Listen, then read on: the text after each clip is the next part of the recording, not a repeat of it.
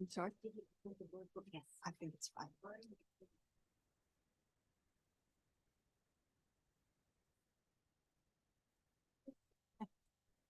Thank you.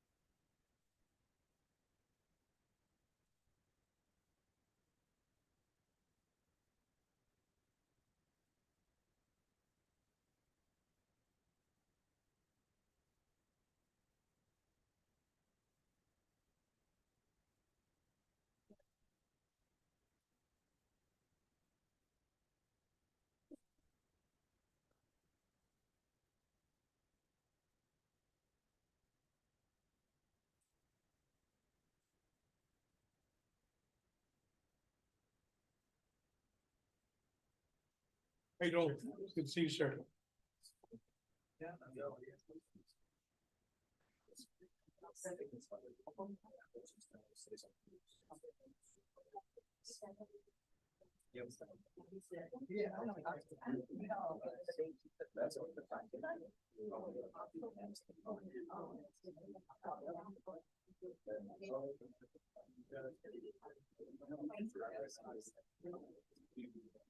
And it wasn't really.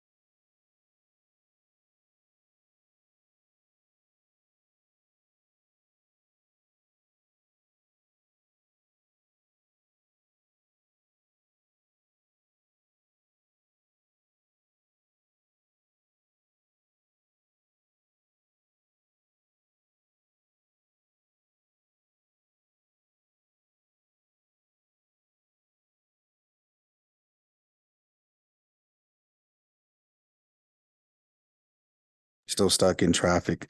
So work session is set. It is now 6:21. Meeting was originally scheduled for 6:15. We're going to go ahead and go to item number 1, roll call and recording of board members present. We can put that on the screen. We'll go ahead and mark appropriately.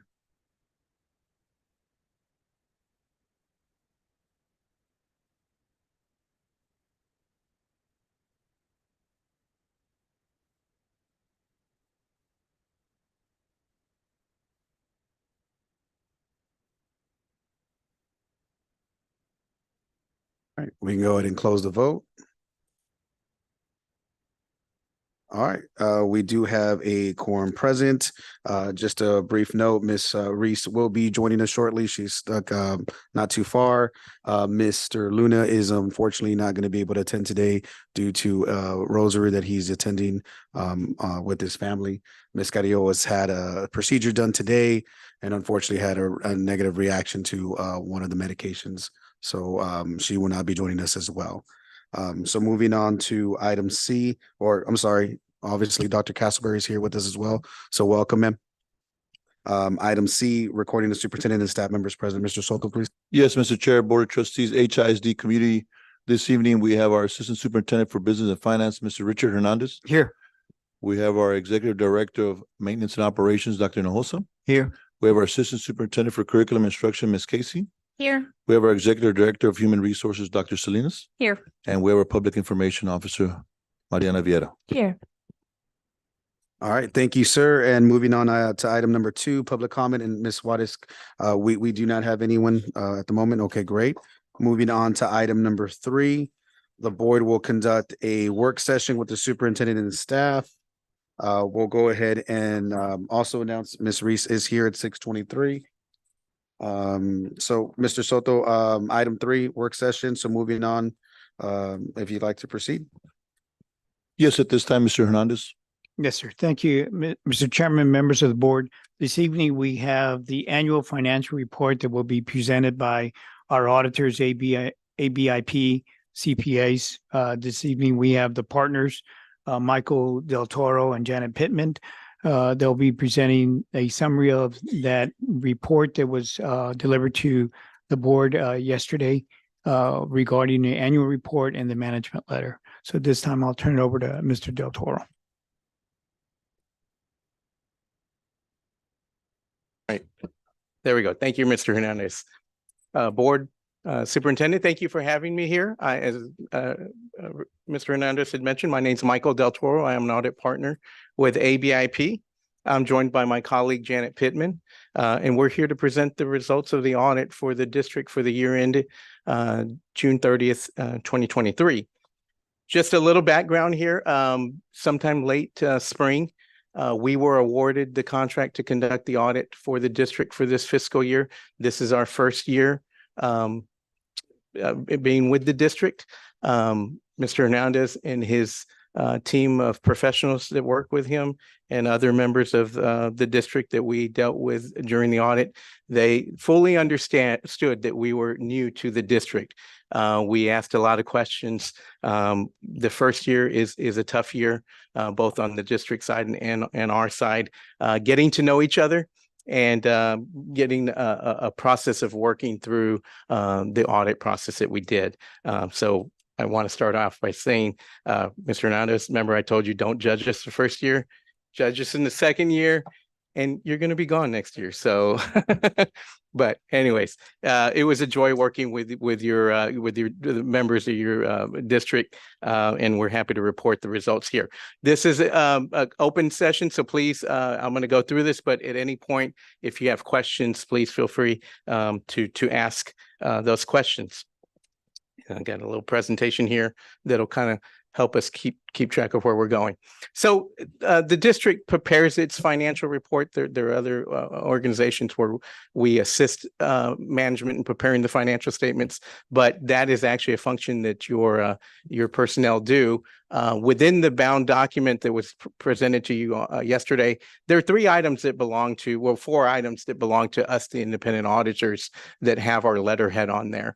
And these are the 4 items that we'll cover in detail, but they're the independent auditors auditor's report, internal control over financial reporting, and the compliance over each major program, and the schedule of findings and question cost. On page 1 of the bound document is the independent auditor's report, and it in summary states that we conducted our audit in accordance with generally accepted auditing standards of the United States and government auditing standards. And the purpose is to determine if the financial statements are presented in accordance with generally accepted accounting principles. Through our audit, we have an opinion paragraph in there, and it states that we did find the financial statements to be within a material level presented in accordance with generally accepted accounting principles. We call that an unmodified opinion, and it's a clean opinion. It's the highest level of assurance we can give on the financial statements. The other item in there that belongs to us is on page 113 of the draft document that you received. It's the internal control over financial reporting and compliance and other matters in accordance with government auditing standards.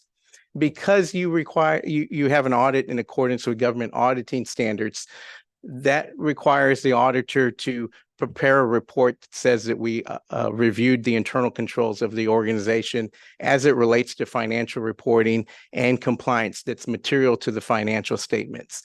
And if we identify anything through our review of those internal controls, we're required to report that in this report. We're happy to report that through our risk assessment, through our procedures, we did not identify any material weaknesses or significant deficiencies or non-compliance that was material to the financial statements. And so that is stated in the report that's on page 113, and that's a clean opinion.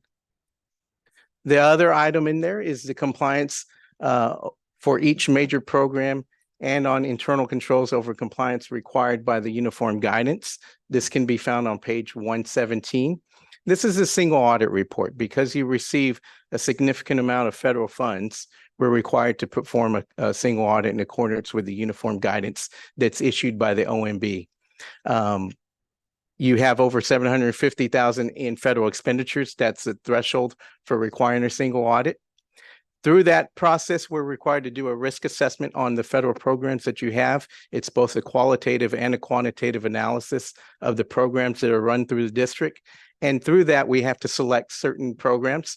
This year, we selected 3 programs: the Elementary Secondary School Emergency Relief Fund. I struggle with that because I just know it as ESSER. The Child Nutrition Program and the 21st Century Community Learning Centers. Those 3 programs, those 3 federal programs were selected, and we performed audits in accordance with the uniform guidance. The report that's on page 117 is an unmodified opinion. It is a clean opinion. We did not identify any internal control weaknesses. We didn't identify any non-compliance or questioning costs as it relates to those 3 programs. And there's some required procedures that we had to do to evaluate and audit those programs. And then the final thing in there is the schedule of findings and question costs. And this doesn't go on our letterhead, but we do provide that in the reporting package. And it just summarizes all the reports that we just talked about. This can be found on page 123. And it identifies the major programs that I just mentioned. It tells you that the thresholds for type A programs, and that's an OMB terminology on determining the quantitative value that has to be evaluated for major programs, major federal programs. And it was just under $1.5 million for this year. And then it states that the district qualified as a low-risk auditee, which requires us to audit 20% or more of the federal expenditures as major programs. This year, those 3 programs that we audited totaled up to $38.2 million. You had roughly $49.7 million in federal expenditures. So overall, we actually audited about 76% of your federal funding that came into the district. Couple of financial highlights, and these are Richard's numbers, not mine. I won't take any credit for these, but just some things in the audit. And of course, we had to audit and make sure that these were presented reasonably. The fund balance for the general fund, and this can be found on page 22 of the document, the bound document, financial document. Total fund balance in the general fund was $63.6 million. Of that, about 912,000 was non-spendable. You had about $12.2 million that were tied up and restricted. But the most important number on that in this statement is the unassigned fund balance. It's what you have available for ongoing budgeting purposes. You have roughly $50 million in unassigned fund balance in the general fund, and that equated out to about 4.5 months of operating reserves. Looking at 2023 expenditures that calculated out to about 4.5, and that's a good fund balance to have. Best practices are anywhere from 3 months to 6 months, and so you're right in the ballpark of a best practice on a reserve in your general fund. On page 77 is some budget to actual information for the general fund, and I just highlighted a couple of things here for the sake of time. The revenues exceeded budget by $3.3 million. Your expenditures, total expenditures, were less than what you budgeted for by $28.1 million. Net change fund balance was $32.8 million in what you were projecting through your final budget. And then a couple of things in here, some highlights in the note disclosures. There was a new accounting standard that had to be adopted this year, and we assisted Richard with that. It was on subscription-based information technology. You may have heard people, it sounded like they were sneezing or something, but they would call it SABITIS. That was the term that the GASBs have given it. We had to adopt that, and similar to the lease standards that were adopted last year, these followed that same accounting treatment. And it basically says that you have these subscription arrangements and that we need to treat those like financials, financing agreements, and record a right to use of the underlying assets. And so that was adopted, and we talk about that in the disclosure. Long-term debt footnote is on page 55. Just some highlights here. You did issue $39.9 million of bonds during the year, and then about $1.5 million of refunding bonds, which resulted in a loss. And I don't, if anyone remembers, the reason you did that is because you had some large payments coming due, some balloon payments. And so we refinanced that to spread out. And I'm sure your financial advisors advised you on doing that to save the district some cash flow. Not necessarily, it actually resulted in a small loss, but cash flow was the most important part of that reason for getting into that arrangement. Property taxes, this really comes from the ordinance that you had during the year, and then the assessed valuations, but your tax rate increased 4 cents roughly.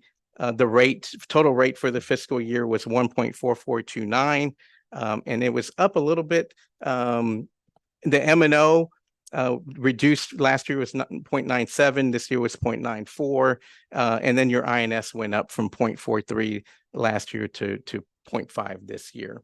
Overall, your assessed values increased by 11%, and that increased your levy by 12% from 21 to 20, or from 22 to 23.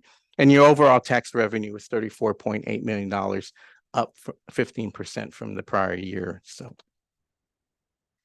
And then finally, the last thing is we did give a letter, a management letter to you. It contains communications required by the independent auditor to the board. Talks about things in here, and I'll just briefly go through these. Accounting policy changes. Is there any accounting policy changes? We're required to communicate that to you. The only accounting policy change you had was adopting GASB 96. And again, you had to adopt that. Otherwise, we couldn't have given a clean opinion on your financial statements. Accounting estimates and disclosures are accounting estimates that are built into your financial statements. The most notable, the actuarial analysis that's done on the pension and the OPEB that you have with TRS. There's some estimates that go in there. You have some estimates on your allowance for doubtful accounts that are in your financial statements, and the useful lives of your fixed assets is an estimate that's in your financial statements. We evaluate those estimates as part of the audit, and we find them to be reasonable. Difficulties in performing the audit. If we had any difficulties with management for whatever reason, we disagreed on the adoption of 96. We disagreed on procedures we were going to conduct. We're required to report that to you. I'm happy to report we didn't have any difficulties. Richard was a pleasure to work with. His staff were a pleasure to work with, and we had a very good audit relationship through the process. There were no misstatements in the financial statements. Again, a tribute to your staff. They're doing what they need to do in keeping the records in order, because we tried and we looked, and my staff gets bonuses for any adjustments that they can find, and they didn't find anything. So again, props to your finance team for keeping the books in order and having it ready for us to come in and audit. Disagreements, we didn't have any disagreements. Again, if there were disagreements on, us needing to look at documents or things like that, we were required to report that. We didn't have that. Management is providing us with a representation letter saying that they provided us everything for their audit. And then consultations with other independent accountants. If management was shopping around trying to figure out how to adopt GASB 96, for instance, and they disagreed with us and they talked to another firm, we're required to communicate with each other. To our knowledge, that didn't occur, mainly because nobody contacted us, and Richard stated that he didn't talk to anybody else about adoptions and standards. Material weaknesses, we didn't have any material weaknesses. And then other comments and recommendations, we didn't have any other comments or recommendations that we identified in the management letter. So with that, I will conclude this part and take questions now. All right, guys, any comments, concerns, or clarification needed? Mr. Chair, Yes, Ms. Cavazos. Mr. Del Toro, just because I don't know if I heard correctly, did you say you audited 76% of the federal money we have received in the district? We selected programs that accounted for 76% of your funding. We didn't test every one of those transactions. We then sampled and put it through the scrutiny of the audit sampling process. So Thank you. Thank you for the clarification. yes.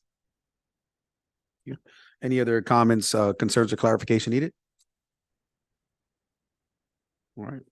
I know I'll reserve mine for the next piece with Mr. Hernandez. So if that's the case, I guess we can move on to the next piece, Mr. Soto. Yes, Mr. Chair. Okay. So the item will be the board will review and discuss an update of Thank you, four. Mr. Del Toro. Yeah, thank you, sir. Thank you. I don't know if you're going to stay here in conjunction with this or no.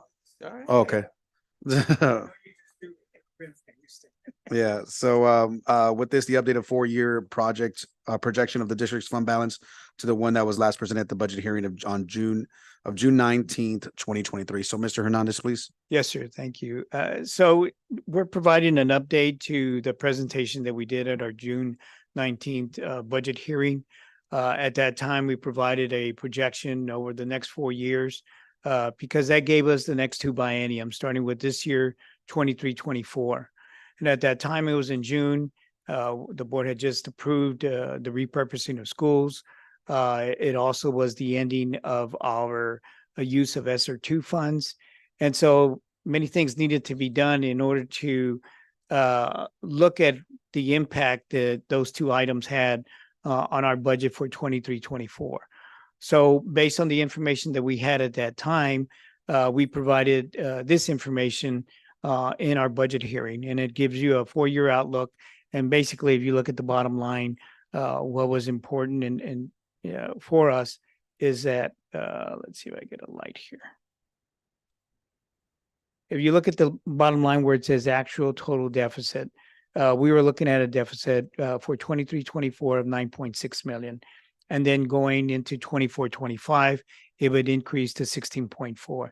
And the reason for that is because the ESSER 3 monies in at the end of this year, and the positions that we're funding out of ESSER 3 this year, which are mainly our state compensatory positions, will now be carried back over into the general fund. So for 23-24, ESSER 3 basically provides some relief to the general fund. And so that's why you see the deficit not at 16.4, but at 9.6. And so what we wanted to do this evening then is to give you an update, because now that we've had school started and we've gone through the process of incorporating the results of the repurposing of the campuses, looking at the positions that were funded under ESSER 2 and what needed to continue, and then just basically realigning our staffing in accordance with our enrollment. So when we look at 23-24, we're looking at an adjustment of expenditures to 134.5 million. So the adjustment then to the deficit of what I just showed you from 9.6 down to 8.1.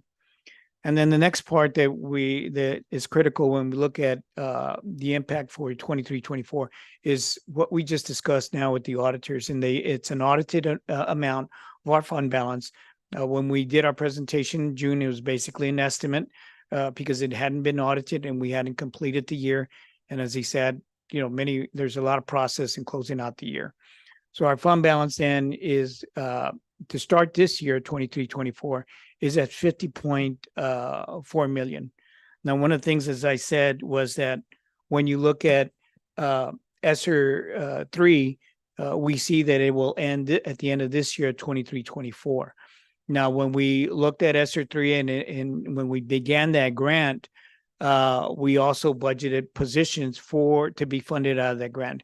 Based on our estimation, we believe that we will have $12 million that we can still maximize out of that grant. And so what we're going to do, as we did last year for 22-23 that helped our fund balance, is then look at core positions or positions that are funded out of general fund and then fund those with our ESSER 3 monies.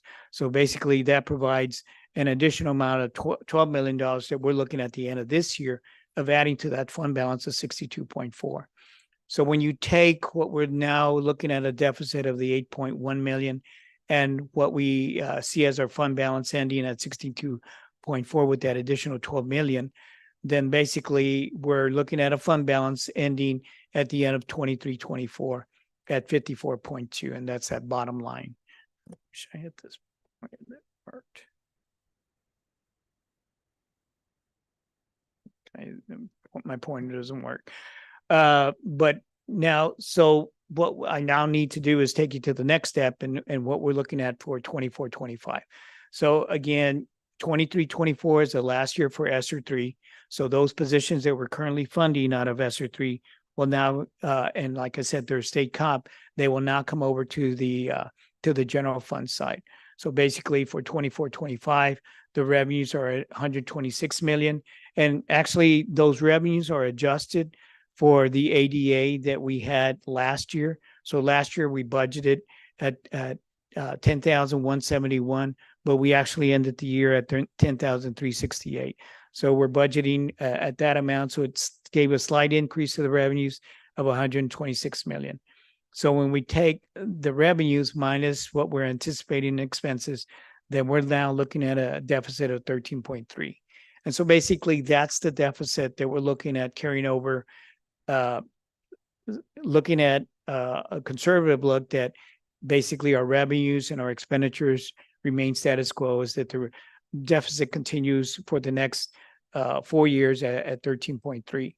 So each time when you look at the end of the year, which is that bottom line, basically that $13.3 million deficit then is absorbed with our fund balance of that 54.2 that we're projecting to have at the end of this year. And then our fund balance will decrease down to 40.9 million. And so when you look at that bottom line, you can see the fund balance decreasing, because if everything stays status quo, it would be at 13.3. But as we know, we're in the process of developing a strategic plan. And one of the strands, and a critical strand of that, is to address the deficit over the next 5 years of the 13.3. And basically that's through attrition and reevaluation of programs, and making sure that all our programs are efficiently operated and to the benefit of our students. So again, when you look at this information, it doesn't include what the state is contemplating.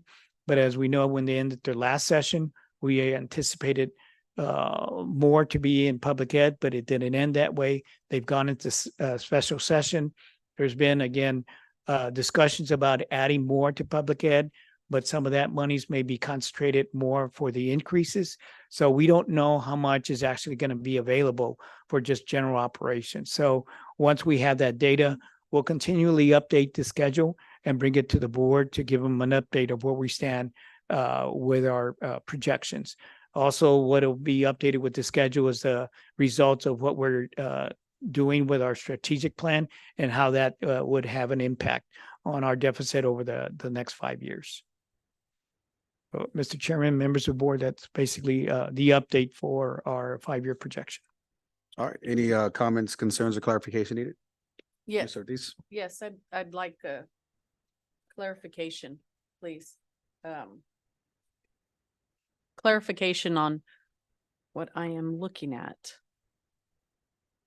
So the first page on page 14, we're looking at the fund balance with ESSER at 39 million, which is what you presented at the beginning of when we had the budget. Yes, ma'am. 39, 39.4. 459, and now we're gonna be at 50 Yes, ma'am. for, Yeah, 420. so that's a good thing for us. Yes, ma'am, it is. And what contributes to that is, again, we're looking at when we did our repurposing, or one of the things that we did was the ESSER two monies, that helped contribute to that. We also had the settlement that contribute to that as well. And then we did well on our reimbursement, maximizing our reimbursement with what we call our SHARS program, Shared Health Services, which is basically a Medicaid reimbursement to the district, which brought in additional funds. So that is a good thing. It's better than what we projected. And so it's definitely going to help us as we progress into the next 5 years.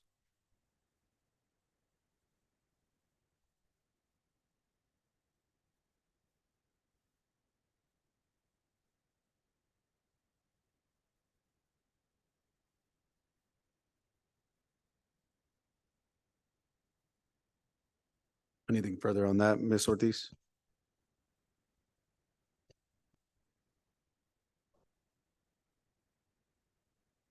All right. So anyone else with any comments, concerns, or clarification needed? Mr. Chair, Ms. Cavazos? Mr. Hernandez, can you explain again, and I apologize, that 12 million from ESSER money that is going to allow for general fund positions? Yes, ma'am. Absolutely. Can you, because anyway, No. go ahead. Go. You sure? Okay. So when ESSER three monies came out, we looked at positions that could be funded with the ESSER three monies, and the positions that we saw that could be funded were those the MCI and the MCL teachers and the RTI teachers. And so those were teachers that are paid out of ESSER three. They were used to close the gap, but those particular positions were only designated to last during those ESSER funds. Now, that wasn't a large amount of the ESSER monies that were granted to us, which was, I believe, at 38 million. And so what also could be included in using the ESSER three monies were what we call state compensation allotment, or positions that we would fund out of the general fund. And so TEA allowed us to now pay those out of the ESSER three monies. And so those positions are paid. Now, when we did our budget and our estimates on using those ESSER monies, the monies that were budgeted for that didn't max out that 38 million. And so we're looking at 12 million still remaining that we can use and look and move over this year's expenses over to ESSER and pay for that. And so basically you're banking the 12 million out of the general fund that now you're going to pay it out of the ESSER. And again, we checked this with TEA and this is an allowable cost for us. Thank you, Mr. Hernandez. ma'am. Thank you very much. Anyone else? Ms. Ortiz? So for sure, we are going to zero out. We're going to use every penny of those ESSER monies. Yes, ma'am. For sure. We did that with ESSER two. We used 17 million. We went through and staff did a great job on identifying those allowable costs, those teacher positions. We went through an audit of ESSER two to make sure that was allowable. We passed that audit. So yes, ma'am. We plan to, and we even get it from TEA too. They want to make sure that all school districts use that money because they don't want to return any monies back to the federal government. And then I guess, Mr. Soto, I know Mr. Hernandez mentioned this, but or a bit, could you, sir, based on the new information shared, how will this guide our future financial needs? Well, as Mr. Hernandez stated, it does give us a little jump start that we needed, right? $11-12 million is a blessing where Esther was able to supplement some of that, supplant some of those positions. But again, as he said, as the status quo, if nothing changes, if we don't get anything from the state, and inflation, as we know, is going to keep rising, right? And we're going to have to compensate some of our teachers. And for us to stay competitive in this market, you're going to look at another raise next year. And if we're at 13 million right now, if we don't receive anything from the state, that's going to be another part that's going to hit our deficit. Right now, what it's doing is giving us a little cushion. The general fund, this 11-12 million that is added to the general fund does give us some cushion to absorb some of this, but we're still going to look at being efficient with our programs, being efficient with our staffing. And so the strategic plan that will be presented to the board, they're going to bring some ideas and some checks and balances, as you say, every few months, that we're going to see on how we're looking at our staffing and still provide what our children need to be successful. Thank you, sir. And kind of in that vein, just kind of expanding on that, with some references that Mr. Hernandez noted, Mr. Soto, with the potential changes, because I know they just called a fourth session in state funding coming potentially. How are we preparing for those changes? I know Mr. Hernandez referenced a little bit, but Mr. Soto. Well, a lot is onto that session to see how much actually that goes to the basic allotment, right? And I know the House Bill 1 is showing that they're going to earmark some money, hopefully, to some teachers, and it won't be coming out of that basic allotment. Is that what you're understanding, Mr. Hernandez? It looks like maybe 4,000 to teachers, and the basic allotment goes to the school district. So we're hopeful, but again, we're not holding our breath. Trustees, we're looking at nothing's changing, status quo, and moving forward and trying to balance this budget as soon as we can.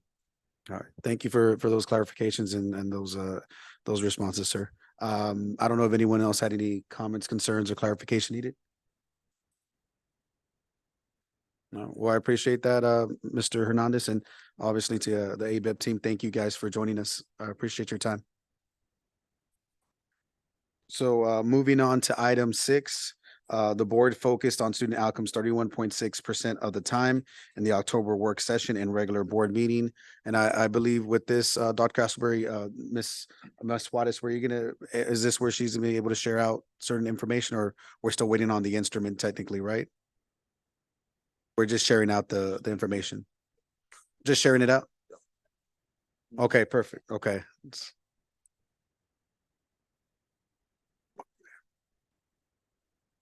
Sorry. I'll calculate an average as we move forward, just for your information, but we'll report the month prior. So we're working toward that 35% and in a good position to start. Yeah, good foundation here for us as a team. So thank you, and we'll continue working. Ms. Juarez, thank you for your support in that as well. So moving on, or if anyone has any comments, concerns, or clarification needed on this item? No? Okay. So moving on to item 7, the board will review and discuss the request to award RFP to 2085 Medicaid billing and school health related services SHARS to MSB School Services LLC for 7% of the district's reimbursement. Mr. Soto? Yes, Ms. Reina Gallegos, is it? Oh, it's Ms. Della. Also, Mr. Chair, just to go back, I want to commend Mr. Hernandez.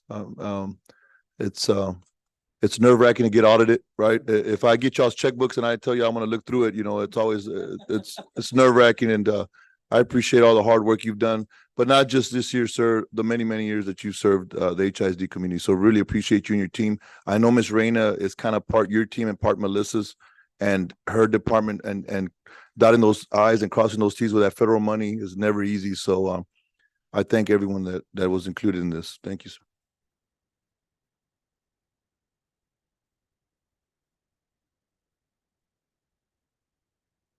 All right, well, come on down, Ms. Taylor. Thank you.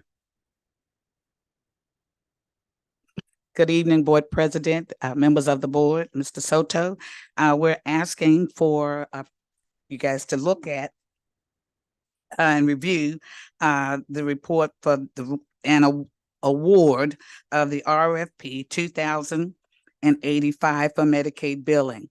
As Mr. Hernandez mentioned earlier, that our SHARS reimbursement currently is over $3 million. And those are funds that are generated by the special ed department, reimbursed by the state of services that we provide to our students. MSB, we've been with them now for almost 8 years, and we've seen a steady reimbursement of about a little over 3 million. Prior to that, when I first became director, we were like at about 1.2 million with the other vendor that we were with.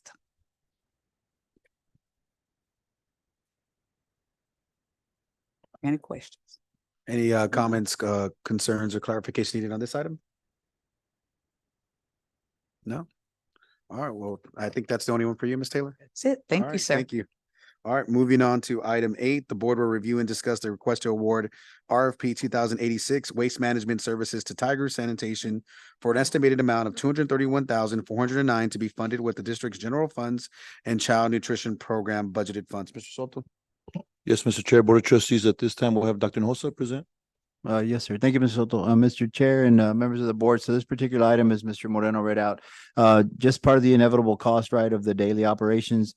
This particular service by Tiger Sanitation is for the daily pickup of all the waste management receptacles.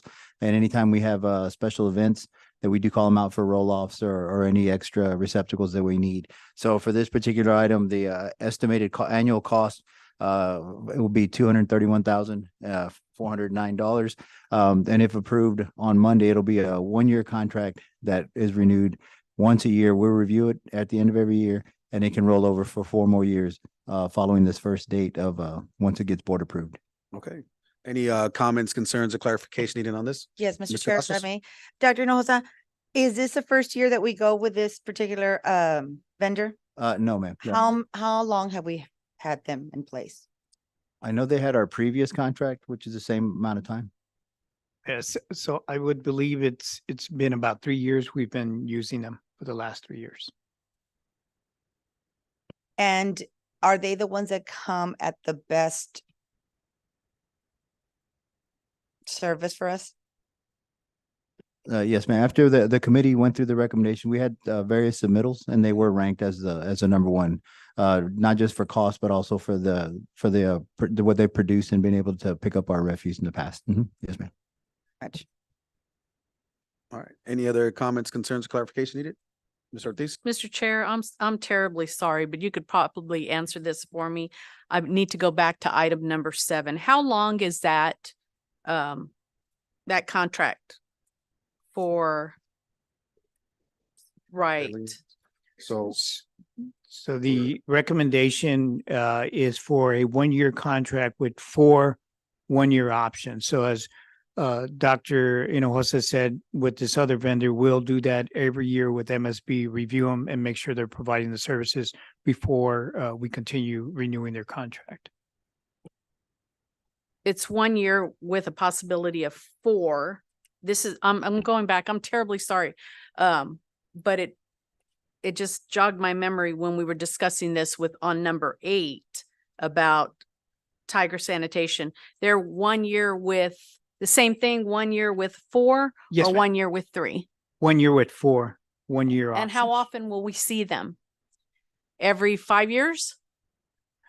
If we continue to renew with them over the next 4 1-year options, and after that 4th year, we bring it back, we go out for another RFP. Okay. So that's the MSB school services are basically on the same type of contract. It's 1 year with 4, and Tiger is 1 year and 3. Is that right? No? No, No, it's 4. his is 4 also. Yes, ma'am. It says, the contract will be for 1 year from the board approved date with 4 1-year renewal options.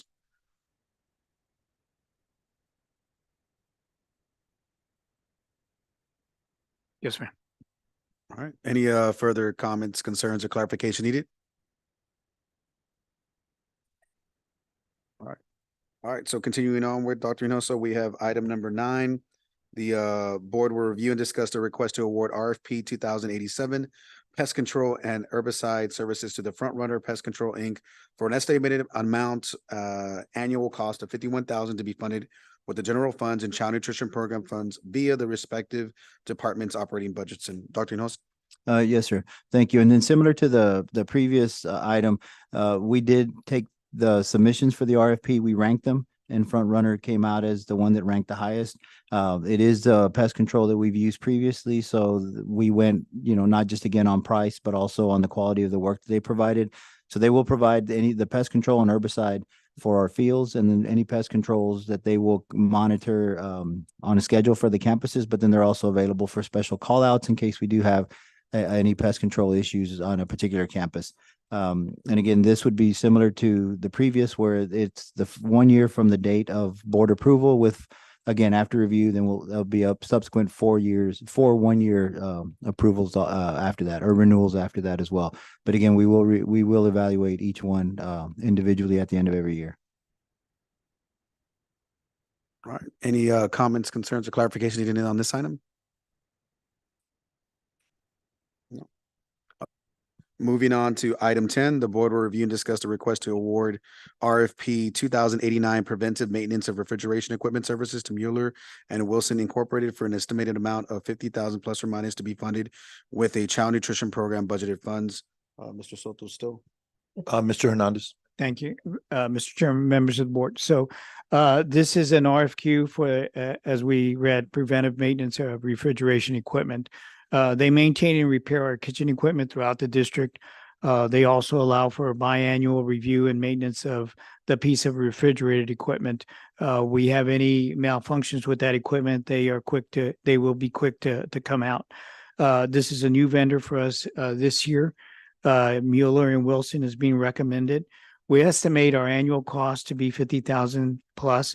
As we do with other such circumstances, we've seen 1 year where it's been 45,000, and then another year where it went up to 55,000. So we don't want to take the chance of delaying if something needs to be repaired because we're hitting that threshold. So we're bringing this to the board.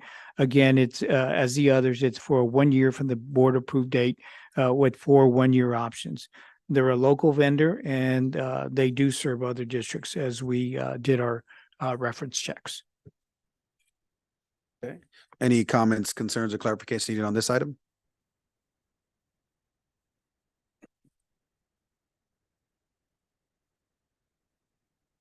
All right, we'll go ahead and move on to the next one. Thank you, sir. The board will review and discuss a resolution to cast district votes for the election of Bear Appraisal District Board of Directors for the term January 2024 through December 2024. Mr. Hernandez, if you may, sir. Yes, sir. What we're presenting is the result of the action that all the taxing entities took basically last month, and as we did as well, or the month before, where we provided any nominations from the entities. And in our case, Harlandale nominated Rebecca Ruiz to be on the ballot. So if you look on your board book, the official ballot that you'll see that we received from the Bear County Appraisal District is on page 22. And those are the individuals that are nominated that the votes can be cast for.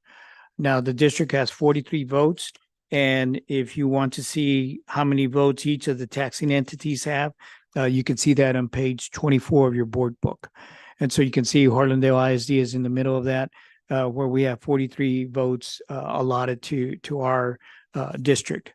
And so what is being requested this evening is the board to provide guidance as to how to cast those 43 votes and for which candidates on page 22. And then for Monday evening, we'll provide the resolution designating where those 43 votes will be cast to. We won't vote on the item, Mr. Resendez. We'll just kind of give a general idea of how we'd like to proceed with it. Correct, sir? Correct. So I guess in this case, team, would we just want to cast all the votes for the person that we nominated, or did we want to divide them up? Or Ms. Reese, would you like to share your thoughts? Actually, I got a call last night from Mr. Odesti saying that they passed a resolution to put me on the board of directors on behalf of the county itself. So I don't need these votes because they didn't have any nominations for the county. Okay. All right. Well, then, I guess if that's the case, then we'll go ahead and I guess defer to the organization that has the highest amount of votes, I believe. So, I think, would everybody be okay, I guess, more or less with that? Yeah. All right. So, Mr. Hernandez, you kind of have that idea. So it'd probably go to one of the bigger, one of the bigger groups that has the largest voting, number or electorate. Tony, the only concern that I would have is that we won't know if they take action next Monday. And so if we don't cast the votes the way we want, then we won't be able to approve a resolution in time to submit our votes. So I mean, we can contact the entity, which is Northside ISD, but I don't know if they would disclose who they're casting the votes for and or how. Oh, no, how we do that. I don't know if you understood. I just said whoever has the largest amount, we just cast it to. Yeah. Well, but I think what you're saying is we don't know. And we have a resolution where we have to designate. Yeah, how we're I didn't gonna- mean by that. I Oh, meant okay. by whoever has the largest voting power.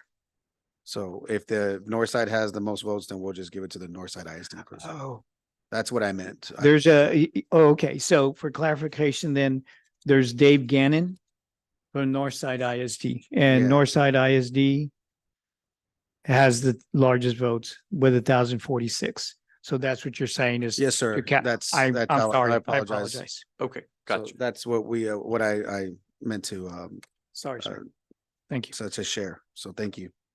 All right. So moving on, I guess I believe to the next item is item 12. The board will review and discuss the approval and perpetuity for a sick leave pool to exist as an employee benefit of Harlandale Independent School District. Mr. Soto. Yes, Dr. Sinas, can you give us a segue into before Ms. Jackson goes into this? Yes, sir. Mr. President, members of the board, this item is actually going to change to an information only item for tonight. After speaking with Ms. Jackson today, we still have some work to do on this item. We're going to need some policy change that's tied to it. But Ms. Jackson has done an excellent job, again, just trying to be creative and trying to create another avenue for our staff members who have some type of catastrophic illness and run out of days, and in order to hopefully avoid for them going into pay doc status.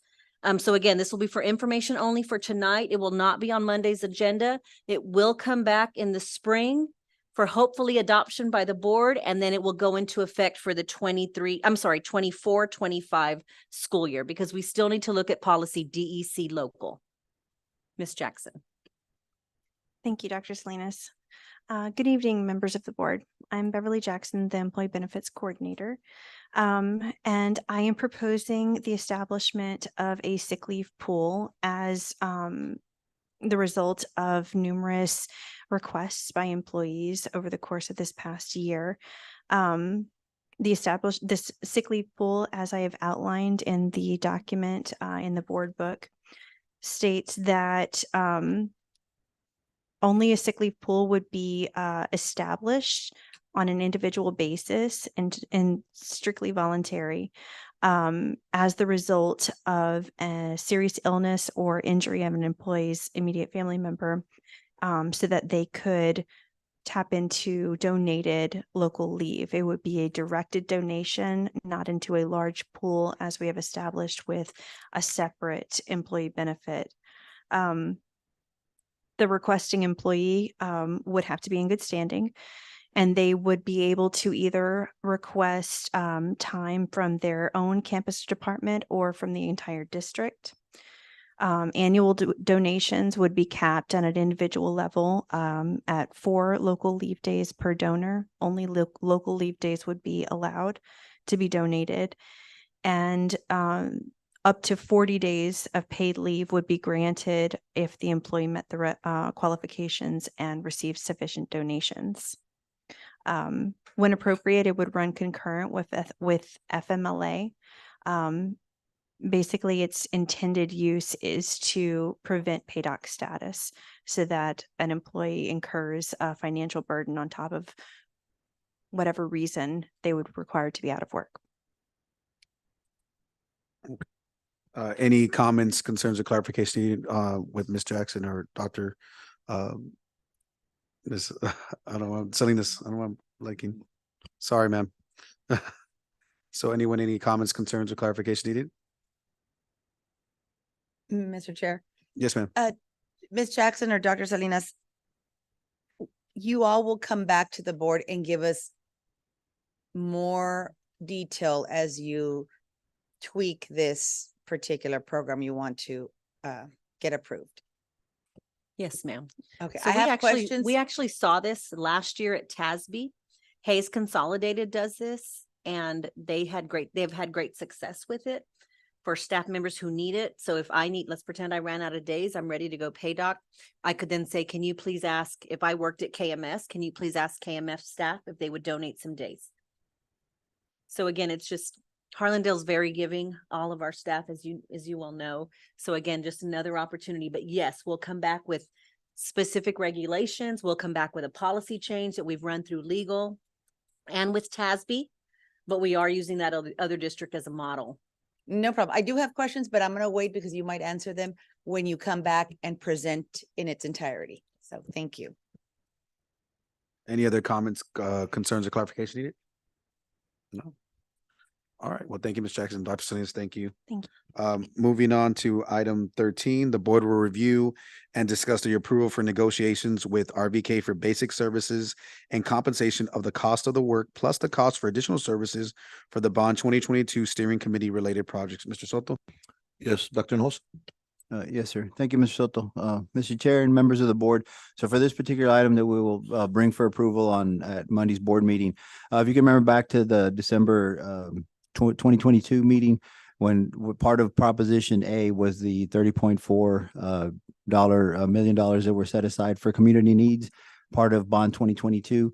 Back in December 2022, we had presented, and after we had ranked the an RFP for the A&E services for the projects, we had presented and approved BLGY to be the architects for the design and construction of the first issuance of 2.5 million. In March of this year, BLGY presented some designs that were presented to the board for the two projects, which is the elevation of McCollum High School and also for the restroom and concession stands for Harlandale High School. Just in the mutual conversation and the negotiations that were approved, we felt there was with the advice of our school district's attorney to not negotiate with BLGY. And again, through the advice of our attorneys, is to move to another one of the architectural firms that had submitted for that proposal. And so for that purpose, we're requesting and seeking for approval for RVK to pick up the design phase and just allow us to negotiate with them for those costs. Any comments, concerns, clarification needed? Ms. Cavazos? Thank you, Mr. Chair.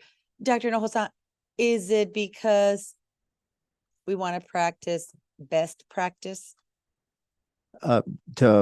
For this particular item, it was just the best value for the district through the negotiation of the construction and just some of the price escalation that was involved. It was going to be in the best interest of the district and the best value to be able to get the most for our projects, and the negotiations just didn't appear to be that way. So really, in the best value for what we want in those projects that were approved, we were seeking for approval just to move in this direction. Thank you, Dr. Hinojosa. Yes, ma'am. All right, thank you, ma'am. Any other comments, concerns, or clarification needed? Ms. Yes. Ortiz?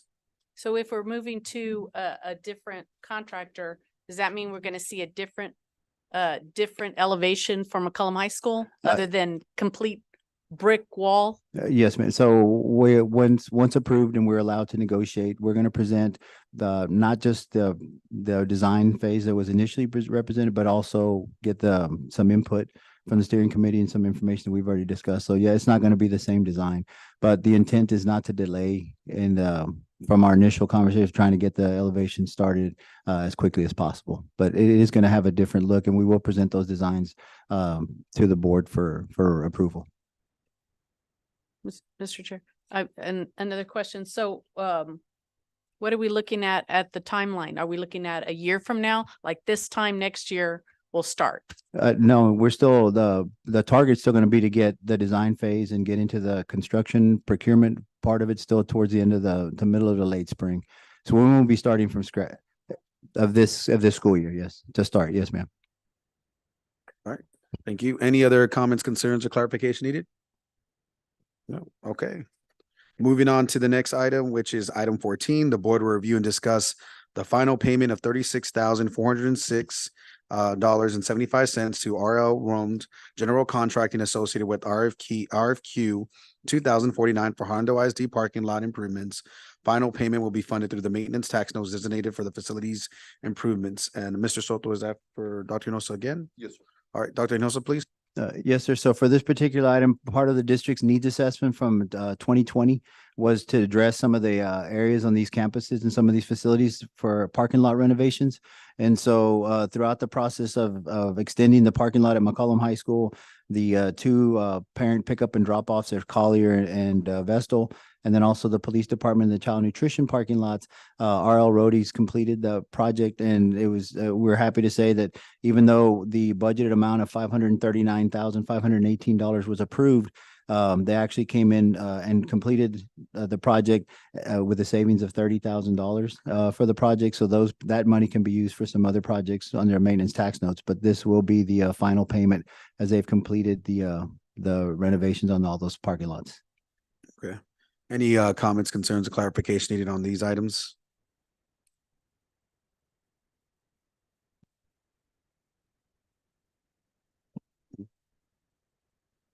All right. Okay, moving on to the next item, which is item 15.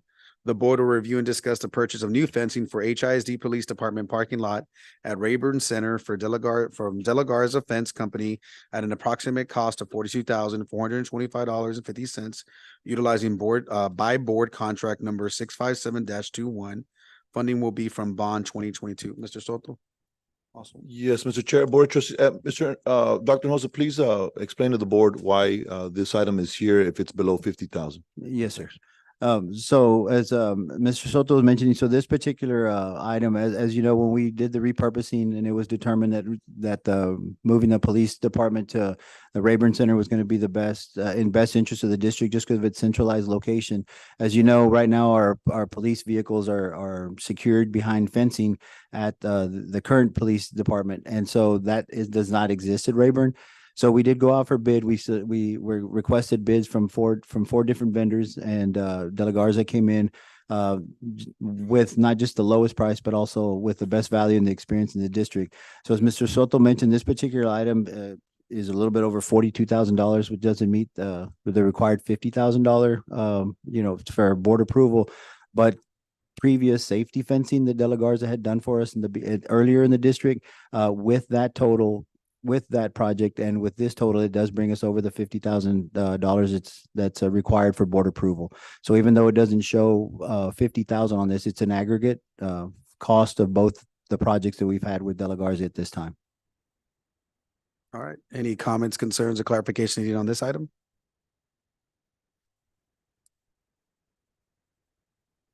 No. All right. Thank you, sir. Moving on to the next item, which is item 16, discussion regarding revisions to the board operating procedures. And I guess with this, Mr. Resendez, I know we got emailed this afternoon, close to like 1 o'clock. Yes. And so I know there's some items that are still somewhat fresh. I don't know if people want to peruse through. But the idea is to come, because I know I had a long day and a lot of investigations, so I may not have had the opportunity to No problem, sir. actively review it. So I apologize on behalf of the team. And I could tell you, may I, sir? Everything that's been revised, you'll see redlined, is exactly what we talked about the other day. So it's just, and I have my notes and I have this, and then for Wednesday, because I know you'll want to review it and that's fine, but Wednesday we'll have this and then we'll have the finalized version where all the red line's been taken off and it's in final format. But yeah, I just, we were real methodical, if you guys recall. And I took notes on every comma, period, and sentence and words and policy references that needed to be adjusted, and they've all been adjusted accordingly. So. All right. Are there any others? I mean, obviously, I only spoke for myself in that respect, but is there anyone else? Mr. Resendez, go ahead. There is one change that requires, well, you have a hard copy in front of you. Yeah, everybody. Yep, yep. So the hard copy has in red line all the changes. But if you guys will recall, there was one minor policy change on voting, how board members vote. It was, raising a hand or verbal, or what we added was by electronic device. So when you approve this, we're also approving that local policy change as well. So just be aware of that, and we'll get that to your staff, and they could submit it to TASB to make sure. But that's in here as well. It's noted. But 11, if you Yep. want to reference it, Yep, page yep. 11 that Mr. Resendez is alluding to. Yeah, you'll see the one little change on the bottom that it'll be in the voting section. But the rest of it is word for word how we discussed it, and yeah, so take a look, and if you have any questions, just let me know, or between now and Wednesday, I'll be ready to answer any questions. Yeah. Next Monday, you mean, right? Yeah. Okay. Yeah. I was like, did we get extra time? I was like, Next okay. Monday, sorry. No, we're fine. So based on that, I don't know if anyone has anything further on this matter, just so, but again, you can always email and ask those questions prior to Monday's meeting as well. So I know with me, I'm gonna have to make sure to just kind of look through the digital and I guess the physical form. Would the team want this based on, still kind of just getting the information within the day? Would we still want to proceed with that as an individual item? Or how? What do you think, Mr. Resendez? I think actually that's a good idea, sir. Yeah, as an individual item, because y'all didn't have a lot of time to obviously go through it today. So in case there is any questions or discussion, we can do that on Monday. I think that's a good idea. Yeah. All right. Is the team comfortable with that? Okay. So then we'll go ahead and do that. So thank you, Mr. Resendez, for guiding us through that. So now we move on to item 17, which is adjournment. Is there a motion? Mr. Chair, Yes, Ms. Ortiz. I move that we adjourn. We have a motion to adjourn. Do we have a second? Mr. Chair, I second that motion. All right, Ms. Reese is a second, so we'll go ahead and call for the vote.